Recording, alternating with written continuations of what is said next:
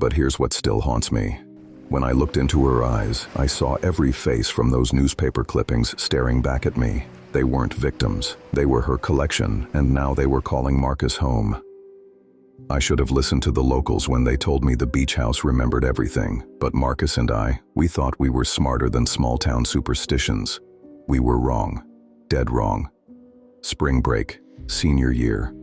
Marcus found this rental online for dirt cheap. Too cheap, actually. Beachfront property, fully furnished, available immediately. The photos looked decent enough, but they were clearly old. I haven't mentioned this before, but something about the listing felt off. The owner wouldn't speak to us directly, only through email. Short responses, almost like he was afraid to say too much. The place was stuck in time. Everything from the 1970s, orange shag carpet, wood paneling, even the smell of old cigarettes and salt air. Marcus laughed it off, said it was retro cool. But I noticed things he didn't, like how every family photo had the faces deliberately scratched out, or how the tide charts on the kitchen wall were marked with red X's on specific dates going back decades. That first night, I woke up to the sound of dripping. At first I thought it was rain, but the sky was clear. The sound was coming from inside my room. When I turned on the lamp, there were wet footprints on the floor. Barefoot prints, much smaller than mine or Marcus's. They led from the window straight to my bedside and just stopped. Marcus had a logical explanation for everything. Old houses settle, pipes leak, your mind plays tricks in unfamiliar places. I wanted to believe him, but the details kept getting worse. We found a journal in the kitchen drawer that morning. Water-damaged pages filled with the same message repeated over and over. She comes with the high tide. The handwriting changed with each entry, like different people had written it. Weird, right? The basement was where we found the truth.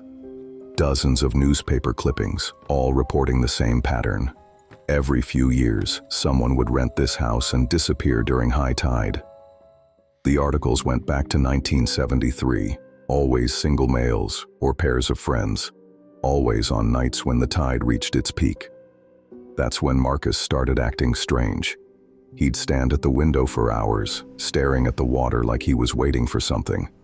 When I'd call his name, he'd take a few seconds too long to respond, like he was surfacing from deep underwater.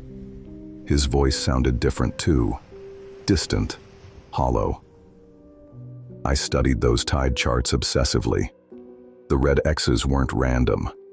They marked the highest tides of each season when the water reached the house's foundation. Tonight was supposed to be the highest tide in 3 years.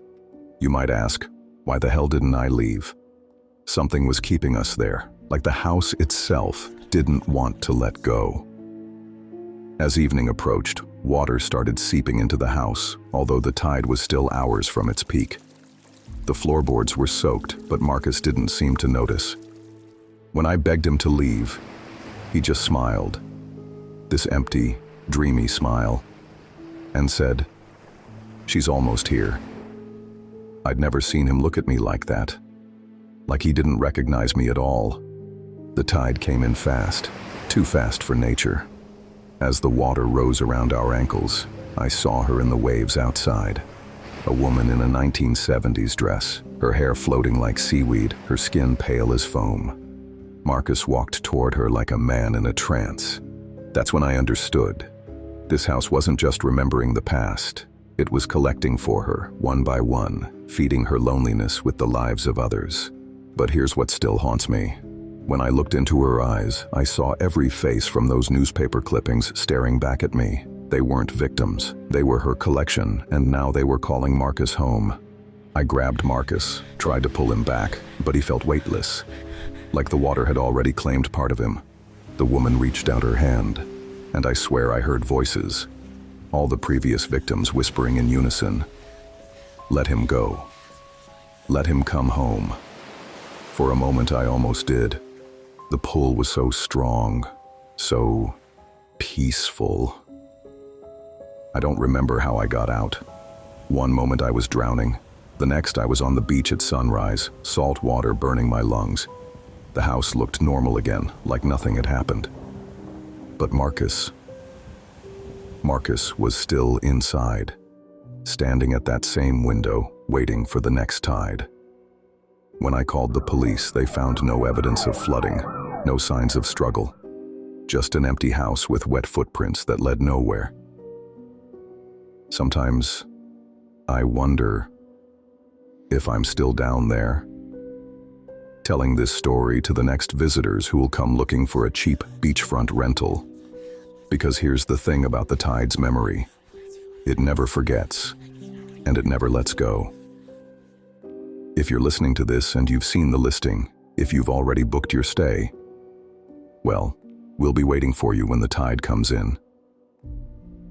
If you enjoyed this story, leave a comment to share your thoughts about it. And don't forget to like and subscribe so you won't miss what comes next. Sweet dreams. And maybe check the tide charts before your next beach vacation.